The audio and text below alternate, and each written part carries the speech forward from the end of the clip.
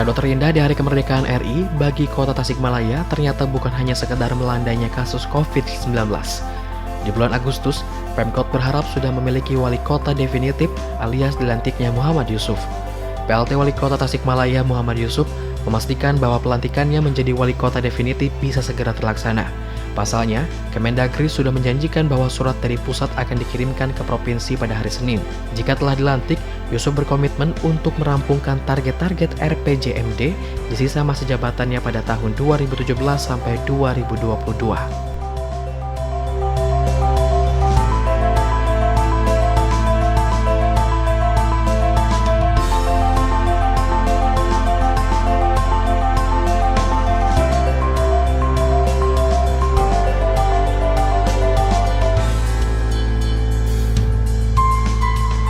Semua yang sudah diarahkan oleh Pak Presiden itu sudah ditindaklanjuti semua oleh pemerintah, baik di pusat maupun di daerah. Di berbagai hal termasuk investasi juga kan, perizinan semua dengan OSS itu sekarang ada aturan baru kan. Semua yang sudah masuk dalam surat izin berusaha SIB melalui OSS sudah bisa langsung melakukan kegiatan. Kaitan dengan investasi. Jadi kita juga kan berharap apa yang sudah dilakukan oleh Presiden investasi itu kita bisa menarik investasi sebanyak-banyaknya. Itu yang kita harapkan. Cuman karena suasana pandemi ini semua kegiatan usaha juga kan agak macet gitu. Termasuk juga para pelaku usahanya, sehingga mereka sangat berhati-hati untuk melakukan investasi. Kita berharap dengan kemudahan-kemudahan yang diberikan dalam bentuk perizinan itu akan menyerap investasi yang masuk ke daerah kita.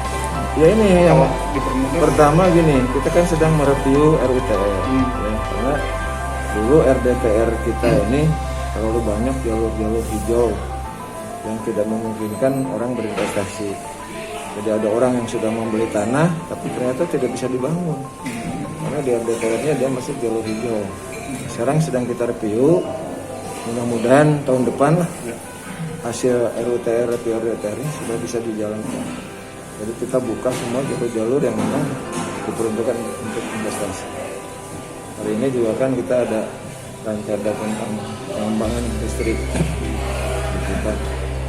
Itu kita harapkan. Kaitan dengan persoalan pandemi, alhamdulillah Kota Tasik terus menurun. Kita harapkan kita bisa turunkan lagi. Masih tinggi ya? Masih cukup tinggi. Tapi ya kasus aktifnya sudah terus turun. Sekarang sudah 400-an ya kasus aktif itu. Mudah-mudahan kita terus turun. Pandemi kita juga masuk ke level-level yang lebih baik sehingga para pelaku usaha bisa bebas lagi untuk berusaha.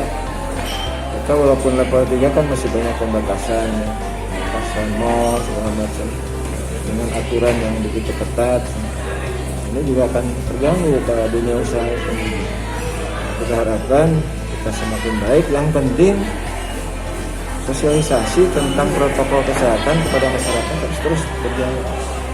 Malah ada kemungkinan pusat itu sekarang PPKM ini akan diarahkan seolah-olah ke kecamatan. Ini untuk kecamatan yang terus bergerak untuk melakukan PPKM.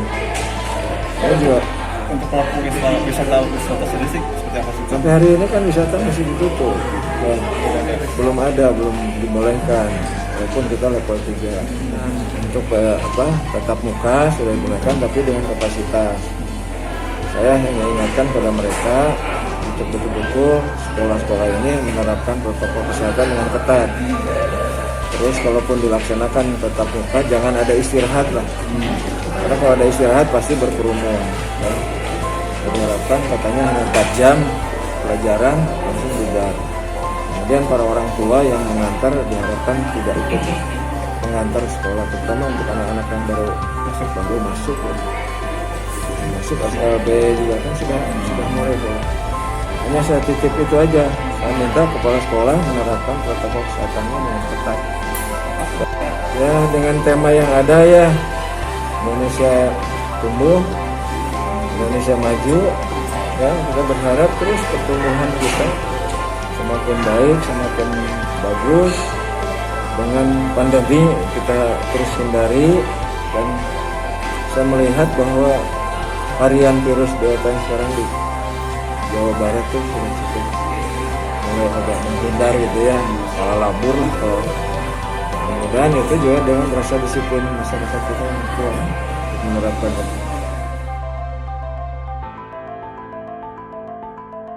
Yusuf menambahkan, pendefinitipan wali kota dampaknya sangat terasa, apalagi untuk pemulihan ekonomi masyarakat. Karena kebijakan tak perlu lagi menunggu izin dari pusat. Masyarakat wajib mensyukuri kemerdekaan meski dalam situasi pandemi, menjadi bahan introspeksi diri semua pihak untuk terus berinovasi. Terbatasnya perayaan kemerdekaan harapannya tidak menghilangkan kehidmatan dalam rangka mengisi kemerdekaan. Indonesia tumbuh, Indonesia maju. Sesuai tema pada HUT ke-76 ini, harapannya pertumbuhan Indonesia terus ke arah yang semakin baik.